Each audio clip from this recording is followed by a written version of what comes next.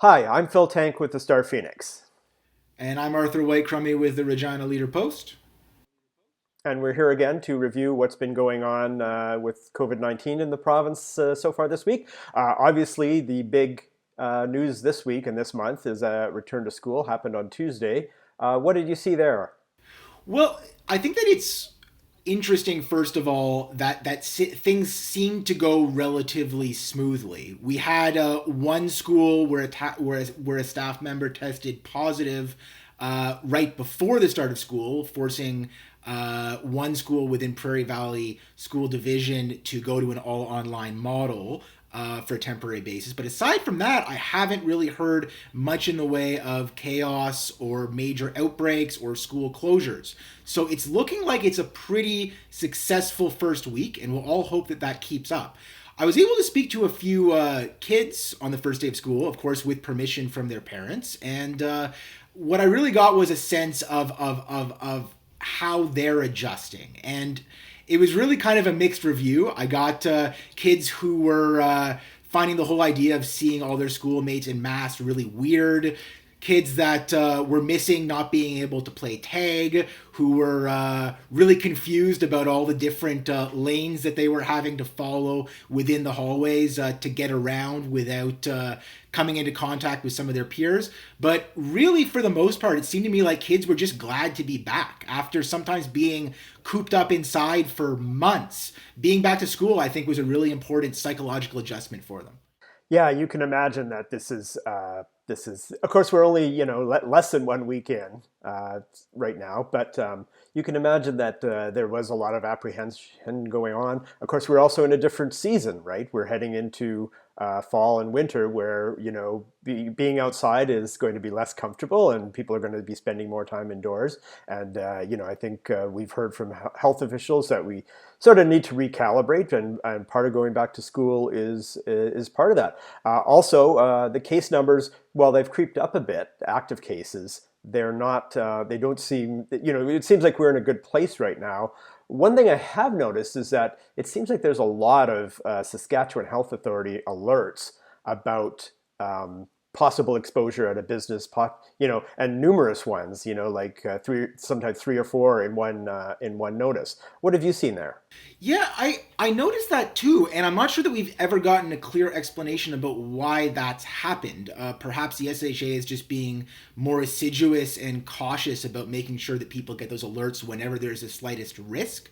But it is unusual that with cases being as low as they are, we're seeing more alerts than we may have seen when there were 320 plus cases. One thing I find really interesting, of course, is that the chief medical health officer has been pointing to the importance of interprovincial travel in the more recent cases that we've been seeing. Even though they're low, a large share of the cases that we're seeing, particularly in Saskatoon, when there was really a bit of an upsurge were connected to people returning from other places within Canada. And we're seeing that cases in Alberta and also Manitoba are much higher than they are in Saskatchewan. So we saw a really strong warning from the Premier and from Dr. Shahab that if you don't need to travel outside of Saskatchewan, you should not. There's, of course, exceptions because the provincial economies are so interconnected. But there's also an interesting paradox there because if you drive through downtown Regina right now, you can see a major marketing campaign from Manitoba asking Saskatchewan people to, quote, come find your heart in Manitoba. And the Premier did not see it necessary to condemn or give a talking to towards tourism Manitoba for that request. Yes, well, it's interesting. I also noticed that the premier or the province put out not only warning people against traveling outside Saskatchewan, but warning people from outside Saskatchewan traveling here. And I guess that's understandable. I mean, Manitoba and Alberta are now the highest per capita active cases in the country, which is a bit of a change, especially for Manitoba, who seem to have done a really good job up to this point. And so, yeah, that will be interesting to watch. And again, as the weather gets colder, people traveling aren't able to spend as much time outside. You aren't able to do as many outside activities. So that will be interesting to watch as well. Another thing is that I'm kind of wondering whether the mask debate might be resurrected as we go into because we had Dr. Shahab yesterday. One recommend mask. I believe it's maybe the strongest recommendation he's given, and a lot of people might wonder, okay, so we have a recommendation to wear a mask. Why are masks not mandatory? It seems that debate is still out there. What do you think?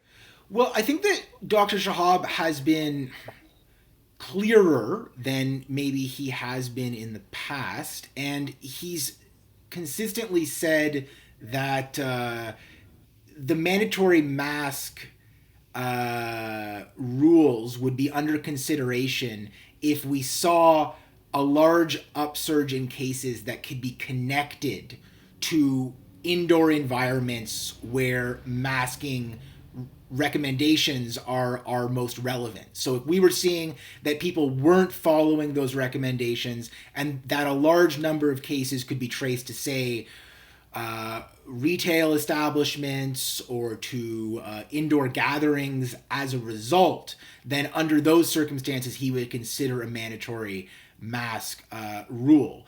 Now, I don't think we're there yet, so it's not really surprising that Dr. Shahab is kind of staying the course as far as mandatory masks are concerned, and I don't think that we should expect that anytime in the near future.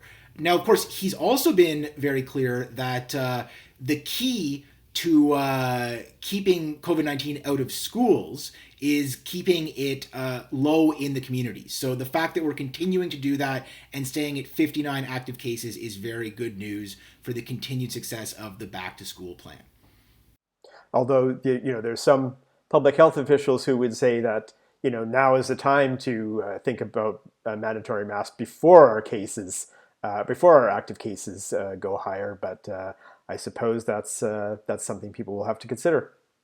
Well, I think that should do it for this week, Phil. It's been a busy one, and I thank you very much for joining me again, as always. For any updates for the latest news, be sure to visit thestarphoenix.com or leaderpost.com, and we'll see you again soon.